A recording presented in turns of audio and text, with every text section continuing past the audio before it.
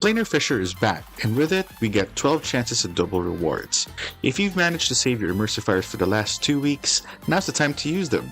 But if by any chance you didn't save your immersifiers, it's okay.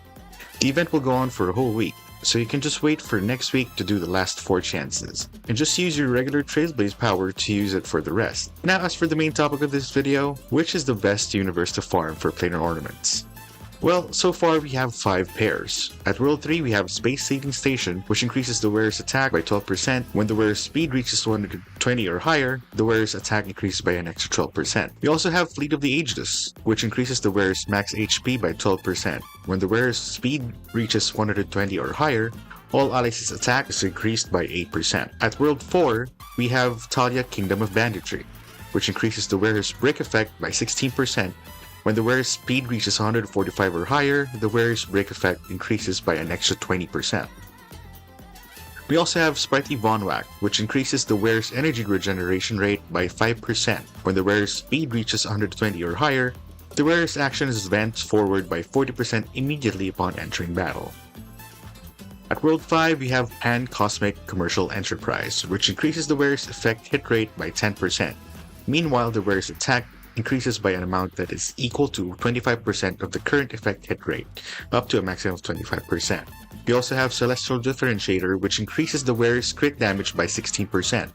When the wearer's current crit damage reaches 120% or higher, after entering battle, the wearer's crit rate increases by 60% until the end of their first attack. At World 6, we have Belobog of the Architects, which when the wearer's effect hit rate is 50% or higher, the wearer gains an extra 15% defense. We also have Inertia's Auto, which increases the wearer's crit rate by 8%. When the wearer's current crit rate reaches 50% or higher, the wearer's ultimate and follow-up attack damage increases by 15%. And finally, at World 7, we have Rudolent Arena, which increases the wearer's crit rate by 8%. When the wearer's current crit rate reaches 70% or higher, the wearer's basic attack and skill damage increases by 20%. And last but definitely not the least, we have Broken Keel, which increases the wearer's effect resistance by 10%. When the wearer's effect resistance is at 30% or higher, all allies' crit damage increases by 10%. All of these 10 different planar ornaments have their own use cases, but looking at it on an efficiency perspective, only 2 worlds are objectively better in terms of farming. It's World 3 with Space Seeding Station and Fleet of the Ageless, and World 7 with Rudolent Arena and Broken Keel. Depending on your current needs and personal preference, these 2 worlds are most efficient to farm due to the drops they both provide, and the rest of the other worlds provide very niche benefits which may or may not provide value to your account. Why are these 4 planar ornaments good? For one, they all provide value to either your main DPS or to the entire team. Space Seeding Station can provide up to 24% more attack, and Fleet of the Ageless provides 12% more HP to your characters and can also provide a 12% attack to the entire team. Rudolent Arena provides 8% crit rate and can also provide an extra 20% damage to both basic attack and skill. And Broken Keel provides a 10% effect resistance and can also provide 10% crit damage to the entire team. And just like what I said earlier, the rest of the other planar ornaments are just way too niche and can't provide enough value to the team. Talia, Kingdom of Battery, is just for characters which like a ton of break effect. Sprightly Von Whack only provides a 5% increase in energy regeneration, and the other half of the passive only works for the first turn in battle.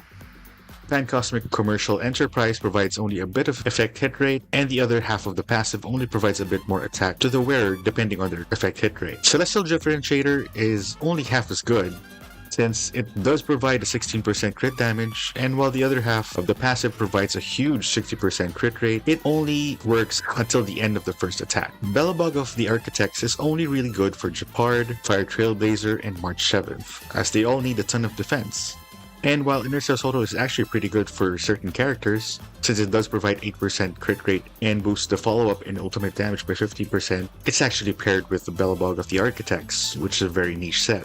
I'm not saying you should never farm for these planar ornaments, because some of them are really good for certain scenarios, but if you're looking to maximize the damage of your team, these 4 ornaments provide the best bang for your buck. Depending on the characters and the teams you're building, picking the better place to farm, whether World 3, World 7, or any other world for that matter, it's good to know which are the best ornaments for specific characters. Here are my personal picks for the best candidates who can use specific sets. Please note that these are only my personal preferences and not always the only only option you could go for. For Space Sealing Station, we have Kafka, Luca, Rocha, and Sampo. For Fleet of the Ageless, we have Asta, Bailu, Lynx, Natasha, Pella, Silverwolf, and Tingyan. For Rudin Arena, we have Arlen, Blade, Danheng, Imbibitor Lune, Cook, Jingliu, Physical Trailblazer, Xingche, Zila, Serval, Sushang, Welt, and Yanqing. For Broken Keel, we have Fushuan, Yukong, and Bronya. For Bellbog of the Architects, we have Fire Trailblazer,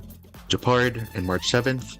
And finally, for Inertia Soro, we have Clara, Herda, Himiko, and Jinyuan. At the end of the day, pick and choose the ornaments which provide your character the best substats. Even if you can't complete the set, if the substats are godly, then it's going to be better for your character anyway.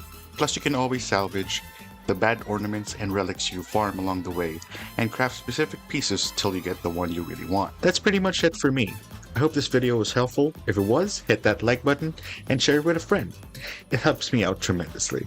But most importantly, thank you for watching. Hope you all stay safe.